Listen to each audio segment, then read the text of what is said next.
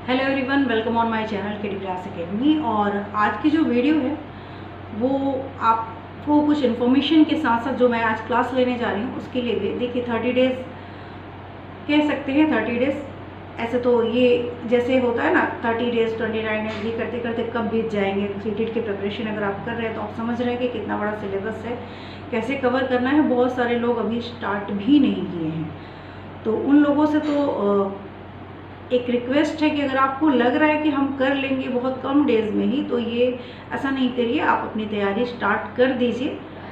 आपको बहुत अच्छे होंगे हैं पढ़ने में, आपको लग रहा है कि कवर कर लेंगे तो कवर कर लेंगे, ऑफ कोर्स कर लेंगे आप। लेकिन अगर अभी से करेंगे तो आपके जो नंबर हैं वो और अच्छे आएंगे। तो आप अपनी तैयारी को कंटिन्यू रखिए और अभी से थोड़ा सा जो समय आप पहले दे रहे थे उससे थोड़ा ज़्यादा समय देना स्टार्ट कर दीजिए।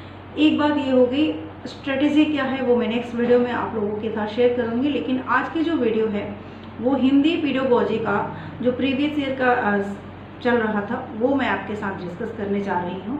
तो उसको आप लोग क्वेश्चन बाय को देखिए और समझिए कि हिंदी पेडागोजी जो है उसमें प्रश्न किस तरीके से पूछे जा रहे हैं। होता क्या है, पेडागोजी पढ़ना इम्पॉर्टेंट इसलिए है आपके लिए क्योंकि जब आप क्वेश्चन करेंगे ना तो वैसे ही क्वेश्चन, ये क्लासरूम के क्वेश्चन हैं जो आपसे पूछे जा रहे हैं, तो कॉन्सेप्ट आपको करते करते इतनी प्रैक्टिस हो जाएगी कि आप जैसे जो प्रश्न पूछे जा रहे हैं उनके कॉन्सेप्ट को समझ जाएंगे। तो उस तरीके के अगर कोई भी प्रश्न पूछे जाते हैं तो आप आराम से आंसर कर पाएंगे। इसीलिए प्रीवियस ईयर क्वेश्चन इम्पॉर्टेंट है। तो हिंदी के जो गद्यांश और पद्यांश वाले थे वो पार्ट मैंने 2021 का सॉल्व करा दिया है। उसके बाद आपके जो पेडागोजी सेक्शन है उसको हम अभी आपके साथ देखेंगे, ठीक है। तो आप लोग पूरी वीडियो को देखिएगा और डेली इस तरीके से आप पूरी वीडियो देखिए ताकि आपकी प्रैक्टिस होती रहे। जो भी आपकी अदर लाइव क्लासेस हैं, तो लाइव क्लासेस मैं ले रही थी कल, लेकिन स्क्रीन में जो आपको बुक शो हो रही थी वो उसमें प्रॉब्लम आ रही थी। तो लाइव क्लासेस को मैं रिकॉर्डेड फॉर्म में आपके साथ शेयर करूँगी, ठीक है। तो चलिए वीडियो को स्टार्ट करते हैं। कि मैंने कहा था कि यहाँ पे हम लोग 15 क्वेश्चन जो हैं आपके हिंदी में वो गद्यांश और पद्यांश के आते हैं जो हम कर चुके हैं, ठीक है। तो ये ऊपर के क्वेश्चन हम 15 क्वेश्चन कर चुके हैं। तो उसके बाद वाले जो क्वेश्चन है क्वेश्चन नंबर 106 से यहाँ से हम क्वेश्चन देखेंगे 15 क्वेश्चन जो कि शिक्षण से संबंधित पूछे जाते हैं। तो यहाँ पे देखिए पहला प्रश्न जो पूछा गया है 106 नंबर में वो है कि और इसी तरीके के प्रश्न आपको मिलेंगे। ये कॉन्सेप्ट सिर्फ आपको प्रैक्टिस करने से आएगा कि हिंदी के शिक्षण में किस तरीके से आपको क्वेश्चन पूछे जाते हैं और कैसे आंसर मिलेंगे, कौन से आंसर आपके, किस तरीके के आंसर आपको टिक करने हैं। तो ये जब आप प्रैक्टिस करेंगे तभी आपको आएगा। तो ठीक है, यहाँ पे पूरी वीडियो देखिएगा तभी आपको पर डे प्रैक्टिस करने से इतना प्रैक्टिस हो जाएगा कि आप सही आंसर पे ही आपका टिक जाएगा। तो भाषा की बारीकियां समझना गद्य शिक्षण में अपेक्षित नहीं है पूछा गया है और नहीं है वाला आंसर हमको ढूंढना है। तो गद्य शिक्षण में अपेक्षित नहीं है भाषा की बारीकियां समझना, कल्पनाशीलता का विकास, तार्किक शक्ति का विकास या अनुकरण क्षमता का विकास। तो देखिए गद्य शिक्षण जो है उसमें तार्किकता, कल्पनाशीलता और भाषा की बारीकियां ये सभी अपेक्षित हैं, लेकिन अनुकरण क्षमता का विकास जो है ये ऑप्शन हमारा नहीं होगा। तो यहाँ पे नहीं वाला ही ऑप्शन पूछा गया है, तो हमारा ऑप्शन नंबर 4 जो है वो करेक्ट हो जाएगा। तो अनुकरण क्षमता का विकास गद्य शिक्षण में अपेक्षित नहीं है। तो गद्य शिक्षण से संबंधित अगर इस कुछ तरह के क्वेश्चन पूछे जाएंगे तो आप आसानी से कर लेंगे क्योंकि ऐसे क्वेश्चन की आपने प्रैक्टिस की है। और यही लाभ होता है प्रीवियस ईयर क्वेश्चन का, जिसको इग्नोर अगर आप सीटेट के पेपर को देने जा रहे हैं और कर रहे हैं तो वहाँ पे आपको जब पेपर करेंगे तो बहुत ही आपको क्या बोलते हैं, आपको जैसे क्वेश्चन लगेगा हवा में उड़ रहे हैं, आपको समझ में ही नहीं आएगा। तो इसकी प्रैक्टिस आप जितने किए रहेंगे उतना ईजिली आप क्वेश्चन को वहाँ पे देखते ही समझ जाएंगे कि इसका सही आंसर क्या होगा। क्वेश्चन नंबर 107 देखते हैं। और क्वेश्चन नंबर 107 में पूछा गया है कि हिंदी भाषा की पाठ्य पुस्तकों में हिंदीतर भाषाओं की रचनाओं को भी स्थान मिलना चाहिए ताकि बच्चों को हिंदीतर रचनाओं की जानकारी मिल जाए। बच्चे हिंदीतर रचनाओं की भाषिक विशेषताओं से परिचित हो सके, बच्चे हिंदीतर भाषाओं पर अपनी पकड़ बना सके, बच्चे हिंदीतर भाषाओं के व्याकरण से परिचित हो सके। यहाँ पे जो करेक्ट आंसर है आपका, ये देखिए, बच्चे हिंदीतर रचनाओं की भाषिक विशेषताएं जो हैं उनसे परिचित हो सके। ठीक है, तो ये आंसर हमारा यहाँ पे सही हो जाएगा। क्वेश्चन नंबर 108 देखते हैं। और अभी तक आप लोगों ने अगर चैनल को सब्सक्राइब नहीं किया है तो सब्सक्राइब कर लीजिएगा, वीडियो को लाइक कर दीजिएगा, ताकि हमें आगे बढ़ने के लिए मौका मिले और ज़्यादा से ज़्यादा स्टूडेंट तक हम पहुँच पाएँ। ज़्यादा से ज़्यादा शेयर करिएगा, ताकि जितने ज़्यादा स्टूडेंट हमसे जुड़ेंगे हमें मोटिवेशन मिलेगा। तो आप हमारी वीडियो को शेयर भी करिएगा। ठीक है, तो क्वेश्चन नंबर 108 क्या कहता है कि उच्च प्राथमिक स्तर पर हिंदी भाषा शिक्षण की एक महत्वपूर्ण उद्देश्य है। क्या उद्देश्य है? हिंदी भाषा की नियमबद्ध प्रकृति को पहचानना, हिंदी भाषा के व्याकरण को कंठस्थ करना, हिंदी भाषा के प्रसिद्ध रचनाकारों को जानना, या हिंदी भाषा की प्रसिद्ध रचनाओं को जानना। तो यहाँ पे करेक्ट आंसर आपका है ऑप्शन नंबर 1, यानी हिंदी उच्च प्राथमिक स्तर पर हिंदी भाषा शिक्षण का एक महत्वपूर्ण उद्देश्य है कि हिंदी भाषा की नियमबद्ध प्रकृति को पहचानना। ठीक है, ऑप्शन नंबर 1 यहाँ पे करेक्ट हो जाएगा। क्वेश्चन नंबर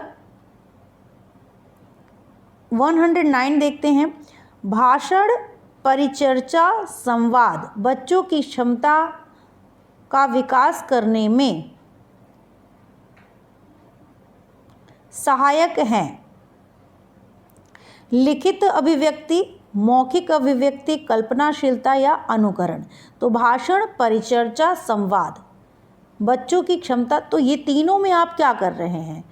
आप कि कौन से कौशल तो हम बोल रहे हैं ना, तो हमारी मौखिक अभिव्यक्ति इसमें सहायक होगी। मौखिक अभिव्यक्ति की जो क्षमता है वो सहायक हो रही है, तो मौखिक अभिव्यक्ति ऑप्शन नंबर 2 यहाँ पे करेक्ट हो जाएगा। क्वेश्चन नंबर 110 देखते हैं। गद्य रचना को पद्य में रूपांतरित करना और पद्य को गद्य में रूपांतरित करना, यानी एक दूसरे में रूपांतरित करना, डैश में मदद करता है। ऑप्शन क्या है हमारे? साहित्य के सर्वोत्कृष्ट सृजन में मदद करता है, अभ्यास प्रश्नों को गढ़ने में, भाषिक संरचनाओं पर अधिकार, या भाषा व्याकरण पर अधिकार। कौन सा ऑप्शन सही हो जाएगा? तो जो गद्य रचना होती है वो आपकी भाषिक संरचनाओं पर अधिकार, गद्य रचना को पद्य में रूपांतरित करना और पद्य को गद्य में रूपांतरित करना जो है भाषिक संरचनाओं पर अधिकार में मदद करता है। ये ऑप्शन करेक्ट हो जाएगा। वीडियो अच्छी लग रही हो तो प्लीज़ लाइक करते जाइएगा, और लाइक करने से आपके लिए हो सकता है सिर्फ आप एक लाइक कर रहे हो, लेकिन हमारे लिए बहुत बड़ी मोटिवेशन होती है जो हम अपने काम में और अच्छा कर सके। जैसे आपके लिए सीटेट का परिणाम है कि सीटेट में अगर आप सक्सेसफुल होते हैं तो आप सुपर टेट के लिए और उतनी तेज़ी से आप तैयारी करेंगे। तो इसी तरीके से हमारे लिए भी ये मोटिवेशन होता है कि हम और अच्छे से अच्छे कंटेंट आपके लिए प्रिपेयर करें। ठीक है, क्वेश्चन नंबर 111 क्या कहता है? 8वीं कक्षा में हिंदी भाषा सीखने सिखाने के लिए आप किस सामग्री को सर्वाधिक महत्व देंगे? पाठ्यपुस्तक, साहित्यिक सामग्री, व्याकरण की पुस्तक या पोस्टर? तो साहित्यिक सामग्री जो है यहाँ पे 8वीं कक्षा में हिंदी भाषा सीखने सिखाने के लिए साहित्यिक सामग्री को सर्वाधिक महत्व देंगे। महत्वपूर्ण सभी चीज़ें हैं, लेकिन सर्वाधिक महत्व की बात की गई है तो साहित्यिक सामग्री is the correct answer. Question number 112 क्या कहता है? आप 6ठी कक्षा के बच्चों के लिए हिंदी भाषा सीखने सिखाने की किस पद्धति का समर्थन करेंगे? और यहीं पे अगर पेपर 1 होता तो आपका प्रश्न यही होता। ठीक है, ऑप्शन थोड़े से चेंज होते और एक क्लास चेंज हो जाती कि प्राथमिक कक्षा, तो अंतर सिर्फ प्राइमरी और उच्च प्राथमिक शिक्षा में यही होता है कि क्लास जैसे जैसे बदलता है तो आपको किस तरीके की बुक्स चाहिए, क्या है, कुछ चीज़ें बदल जाती हैं, तो इसीलिए आंसर में डिफरेंस आ जाता है। तो यहाँ पे 6ठी कक्षा की बात की गई है जिसमें छठी कक्षा के जो बच्चे हैं उनके लिए हिंदी भाषा सीखने सिखाने की किस पद्धति का समर्थन करेंगे जिसमें बच्चों को बोलने के अवसर मिले, जिसमें बच्चों को पाठ्य पुस्तक बिल्कुल न पढ़नी हो, जिसमें बच्चे परस्पर अंतःक्रिया करते हो, जिसमें बच्चे केवल लेखन का कार्य करते हैं। तो यहाँ पे बोलने के अवसर मिले, पाठ्य पुस्तक बिल्कुल न पढ़नी पड़े, तो यहाँ छठी कक्षा की बात करिए उसके हिसाब से हमको आंसर देना है। तो जो बच्चे जहाँ बच्चे आपस में अंतःक्रिया करेंगे, परस्पर बातचीत करेंगे, अंतःक्रिया कर रहे हैं, वो ऑप्शन हमारा सही हो जाएगा। ठीक है, इंटरेक्शन आपका पॉजिटिव टैग होता है, तो इंटरेक्शन वाला जहाँ भी ऑप्शन दिया हो वहाँ पे आप ज़रूर ऑप्शन को सही किया करिए। ठीक है, क्वेश्चन नंबर 113 क्या कहता है? त्रिभाषा सूत्र के अनुसार स्कूल में पहली भाषा जो पढ़ाई जाए वह डैश हो या डैश भाषा। तो मातृभाषा क्षेत्रीय, मातृभाषा हिंदी, हिंदी अंग्रेजी, अंग्रेजी या विदेशी। तो ये क्वेश्चन बहुत बार पूछा गया है, आप इसको नोट डाउन भी कर सकते हैं। और यहाँ पे जो करेक्ट आंसर हो जाएगा वो मातृभाषा और क्षेत्रीय। त्रिभाषा सूत्र के अनुसार स्कूल में जो पहली भाषा पढ़ाई जाए वह मातृभाषा हो या क्षेत्रीय भाषा हो। ठीक है, जिससे बच्चा उस चीज़ को जल्दी से ही लर्निंग हो सके, उसका अधिगम हो सके, वो जल्दी से सीख सके। व्याकरण पढ़ाने की आगमन विधि पर डैश पर सर्वाधिक बल देती है? नियमों, परिभाषा, उदाहरण या मानकता। तो आगमन और निगमन दो विधियां होती हैं, जिसमें कि आप जानते होंगे कि जो आगमन विधि होती है वो आपकी एग्जाम्पल टू रूल्स की तरफ जाती है, यानी परिभाषा से नियमों की तरफ जाती है। ठीक है, और निगमन में क्या होता है? निगमन में आपको पहले नियम बताए जाते हैं, उसके बाद उसके उदाहरण दिए जाते हैं। सॉरी, तो आगमन क्या था? परिभाषा नहीं, उदाहरण पहले। आगमन में पहले उदाहरण प्रस्तुत किया जाता है, फिर उसके उदाहरण के ऊपर नियम बताए जाते हैं। लेकिन निगमन में पहले नियम बताया जाता है और फिर उसके उदाहरण दिए जाते हैं। तो यहाँ पे जो करेक्ट आंसर हो जाएगा वो हो जाएगा आपका उदाहरण, क्योंकि ये आगमन विधि है। तो आगमन विधि में सबसे पहले एग्जाम्पल के थ्रू आपको समझाया जाता है, फिर उस पर आधारित जो रूल्स होते हैं उनको समझाया जाता है। तो व्याकरण पढ़ाने की आगमन विधि उदाहरणों पर सर्वाधिक बल देती है, इसलिए यहाँ पे ऑप्शन नंबर 3 जो है वो करेक्ट हो जाएगा। क्वेश्चन नंबर 115 देखते हैं। भाषा के संदर्भ में संचार माध्यमों का प्रयोग न केवल सामाजिक संवेदनाएं विकसित करता है बल्कि डैश को समझने में मदद करता है। विभिन्न माध्यमों की जानकारी, विभिन्न माध्यमों में प्रयुक्त भाषा, विभिन्न माध्यमों के उपयोग या विभिन्न माध्यमों की आर्थिक स्थिति। क्या आंसर आपका सही होगा? तो यहाँ पे जो करेक्ट आंसर हो जाएगा वो हो जाएगा ऑप्शन नंबर यहाँ पे 2 जो है वो आपका सही आंसर हो जाएगा, विभिन्न माध्यमों में प्रयुक्त भाषा। क्वेश्चन नंबर 116 देखते हैं, और 116 में ये कहा गया है कहानियों की विभिन्न शैलियों पर की गई चर्चा बच्चों को डैश करने में मदद करती है। व्याकरण समझने, कहानियाँ रचने, कहानी के तत्वों को याद करने, कहानियों की कमियाँ बताने। कहानियों की विभिन्न शैलियों पर की गई चर्चा बच्चों को कहानियाँ रचने में मदद करती है। तो ऑप्शन नंबर 2 जो है वो करेक्ट हो जाएगा।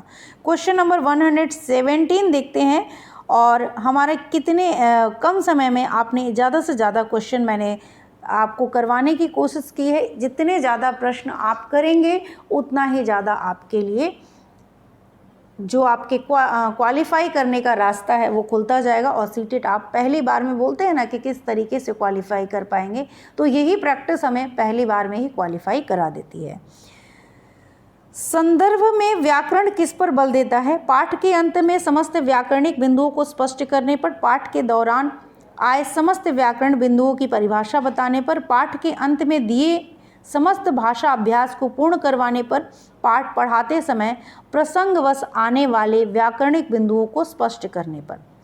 117 क्वेश्चन नंबर 117 का जो राइट आंसर हो जाएगा वो हो जाएगा ऑप्शन नंबर 4, पाठ पढ़ाते समय प्रसंगवश आने वाले व्याकरणिक बिंदुओं को स्पष्ट करने पर।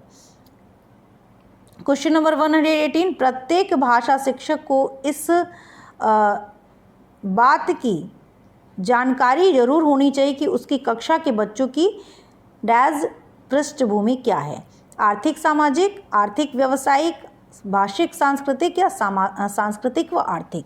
तो किस बात की जानकारी होनी चाहिए, किस तरह की पृष्ठभूमि की जानकारी होनी चाहिए, तो वो है ऑप्शन नंबर 3, भाषिक और सांस्कृतिक पृष्ठभूमि क्या है, इस बात की जानकारी होनी चाहिए किसको, प्रत्येक भाषा शिक्षक को। क्वेश्चन नंबर 118 का ऑप्शन नंबर 3 इज करेक्ट हो गया। क्वेश्चन नंबर 119 देखते हैं। तो 7वीं कक्षा में पढ़ाने वाले ऋषभ ने बच्चों को जल संरक्षण पर आधारित सरकार द्वारा जारी पोस्टर दिखाया और चर्चा की। ऋषभ द्वारा प्रयुक्त सामग्री है अनुपयोगी, मनोरंजक, कृत्रिम या प्रामाणिक। तो जल संरक्षण पर आधारित सरकार द्वारा जारी पोस्टर दिखाया था। तो ये किस तरीके की सामग्री है, प्रामाणिक सामग्री है। किस तरह की सामग्री है ये, प्रामाणिक सामग्री है। तो ऑप्शन नंबर 4 करेक्ट हो जाएगा। क्वेश्चन नंबर 120, कविता शिक्षण के समय शिक्षक द्वारा ऐसे प्रश्नोत्तर पर बल देना चाहिए जिनके उत्तर सरल हो, जिनके उत्तर विभिन्न हो, जिनका एक ही उत्तर हो या जिनका उत्तर पुस्तक में दिया हो। कविता शिक्षण करा रहे हैं और इस तरीके के प्रश्नों में जिनके उत्तर विभिन्न हो वैसे प्रश्नोत्तर पर बल देना चाहिए। ठीक है, तो ऑप्शन नंबर 2 यहाँ पे करेक्ट हो जाएगा। और आज के लिए इतना ही। इस पेपर का हिंदी का मैंने गद्य वाला भी गद्यांश पद्यांश भी करा दिया और ये भी करा दिया। आपको इंग्लिश में हर सब्जेक्ट की वीडियो, मतलब इस 2021 का जो पेपर था उसके सारे पार्ट हम धीरे धीरे करा रहे हैं। तो आप हमारे प्लेलिस्ट जो है प्रीवियस ईयर की उसको आप देख सकते हैं। लाइव क्लासेस जो साइंस की हैं उसको मैं रिकॉर्डेड फॉर्म में आपको वो कर रही हूँ ताकि 15 दिन के अंदर हमारा साइंस कंप्लीट हो जाए। तो वीडियो को देखते रहिएगा, चैनल को सब्सक्राइब कर लीजिएगा। आज के लिए इतना ही, मिलते हैं नेक्स्ट वीडियो में। Thank you.